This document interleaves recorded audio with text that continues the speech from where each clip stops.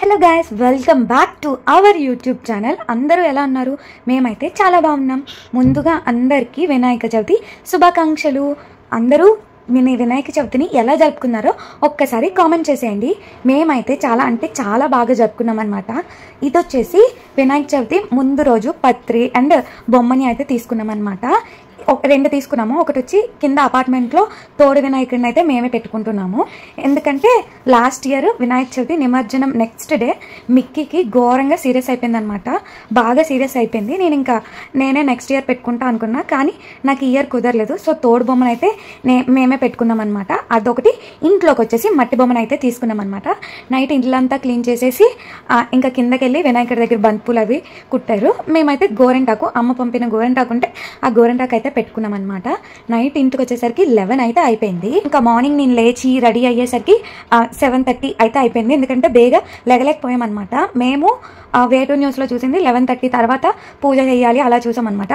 దానివల్ల ఏమో మెంటల్గా అయితే ఏమి పర్టికులర్ టైం అని అయితే ఏం డిసైడ్ అవ్వలేదు. ప్లస్ హెల్త్ కూడా అసలు సపోర్ట్ చేయలేదు. ఎందుకంటే పూరి తర్వాత మేము వైజాగ్లో చాలా ప్లేసెస్కి అయితే తిరిగాము. ఆ వీడియోస్ అయితే నెక్స్ట్ వస్తాయి. ఇది వినాయక చవితి కాబట్టి ఇదైతే ముందు పోస్ట్ చేసేస్తున్నాను. సో ఇవన్నీ ట్రిప్పులు తిరగడం వల్ల బాడీ చాలా నీరసం అయిపోయింది అనమాట. సో ఇంకా నాకు వచ్చినంతలో వినాయక చవితిని అయితే చాలా బాగా జరుపుకున్నాను అనమాట. ఇంక ఇక్కడ ఫస్ట్ అయితే నేను ఎక్కువగా ప్రసాదాలు కూడా చేసుకోలేదు. చేస్తూ ఉన్నాను. పర్టికులర్గా ఇవి చేయాలి అని అయితే ఏం అనుకోలేదు. ఒకదాని తర్వాత ఒకటైతే అనుకున్నాను. కొమ్ము శనగలు, తర్వాత వచ్చేసి పులిహోర, తర్వాత వచ్చేసి పరమన్నం, తర్వాత పాల తాలికలు, ఇంకొకటి ఏంద్రా అంటే ఉండ్రాలు. ఇవే చేసుకున్నాను అనమాట. సింపుల్గా చేసేసుకున్నాను. ఇంకా ఒక పక్క వంట చేస్తుండగానే గ్యాస్ కూడా అయిపోయింది. మనం ఎప్పుడైతే ఫాస్ట్గా చేయాలనుకుంటామో అప్పుడే ఇలా అవుతూ ఉంటుంది. యాక్చువల్లీ మా హస్బెండ్కి డ్యూటీ కూడా ఉందన్నమాట. దానివల్లే ఫాస్ట్గా చేయాలి ఇవన్నీ అయితే అనుకున్నాం అనమాట. ఇంకా మొత్తం పళ్ళు తెచ్చినవన్నిట్లకి పాలవెల్లికి అయితే కట్టేశాను. మా చిన్ని వినాయకుడు, మా బుజ్జి వినాయకుడిని అయితే తీసుకొస్తున్నాడు అనమాట. చూసారా ఎంత ముద్దుగా ఉన్నాడో. నిజంగా ఎకో ఫ్రెండ్లీ మట్టి వినాయకుడినే అందరూ యూజ్ చేయాలని అయితే అనుకుంటున్నాను. మా హస్బెండ్ కూడా ఎక్కువగా బొమ్మలు చూడడానికి వెళ్ళినప్పుడు మట్టి బొమ్మే అని నాకు చెప్తూనే ఉన్నారు. మేము లాస్ట్ ఇయర్ కూడా మట్టి బొమ్మనే తీసుకున్నాం అనమాట. సో ఈ ఇయర్ కూడా మట్టి వినాయకుడిని అయితే పెట్టుకున్నాము. నేనైతే నాకు వచ్చినట్టు చాలా సింపుల్గా అయితే డెకరేట్ చేసుకున్నాను అనమాట. పైన కూడా పాలవల్లి పైన పందిర్లా అయితే చేసుకున్నాను. మొత్తం గ్రీనరీగా చాలా ముద్దుగా అనిపించింది అనమాట మా బుజ్జి వినాయకుడిని చూస్తుంటే. ఇంకా ప్రసాదాలన్నీ అయిపోయినాక, డెకరేషన్ అయిపోయిన తర్వాత నేనైతే మా అమ్మ పెళ్లి పట్టు చీర అయితే కట్టుకున్నాను అనమాట. శారీ అయితే నిజం చెప్తున్నా చాలా లైట్ వెయిట్గా ఉంది. ఏంటి ఎప్పుడు అమ్మ చీర అని అంటుంది అని అనుకుంటున్నారా? నాకు మా అమ్మ చీరలు అంటే చాలా ఇష్టం. ఇలాంటి పర్టికులర్ టైంలో మిస్ అవ్వని ఫీల్ అయితే వస్తుంది అనమాట. సో నేను అందుకే ఎక్కువగా మా అమ్మ చీరనే ప్రిఫర్ చేస్తాను. పెళ్లికి ముందు కూడా అందరూ అమ్మ చీరలే కట్టుకుంటాం కదా, ఇది కూడా అంతే అనమాట. ఇంకా నా పూజ అయితే సక్సెస్ఫుల్గా కంప్లీట్ అయిపోయింది. నిజంగా నేనైతే చాలా హ్యాపీగా ఫీల్ అయ్యాను. మెయిన్గా వినాయక చవితి రోజు ఇలా పిడికిల్ని బిగిలించి ఇక్కడ ముట్టకాయలు వేసుకుంటాం కదా, అలా చేసి గుంజీలు తీస్తే మనం ఎంత పెద్ద తప్పు చేసినా వినాయకుడు అయితే మనల్ని క్షమిస్తాడట. ఇంకా 27th వినాయక చవితి కదా, 28th వచ్చేసి మా హస్బెండ్ బర్త్డే. నేనైతే ఈసారి ఇంట్లోనే నా చేతితోనే కేక్ అయితే చేశానమాట. బ్లాక్ ఫారెస్ట్ కేక్ అయితే చేశాను.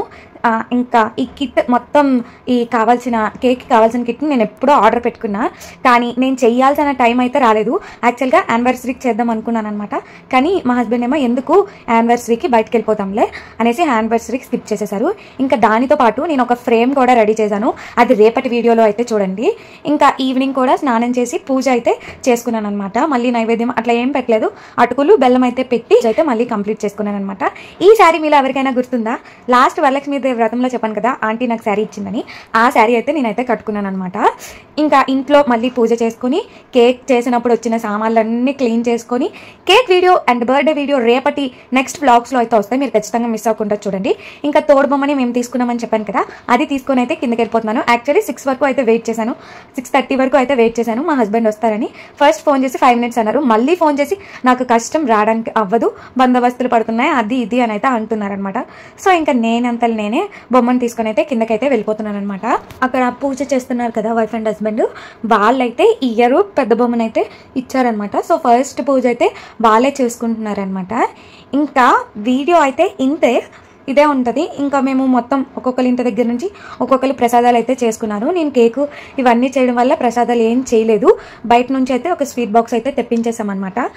వీడియో ఇంతవరకు స్కిప్ చేయకుండా చూసినందుకు thank you so much. Video ఎలా అనిపించిందో ఒక్కసారి కామెంట్ చేసేయండి. మీరు వినాయక చవితి ఎలా జరుపుకున్నారో కూడా కామెంట్ చేసేయండి. వన్స్ అగైన్ అందరికీ వినాయక చవితి శుభాకాంక్షలు. Thank you for watching. Please do subscribe. Bye.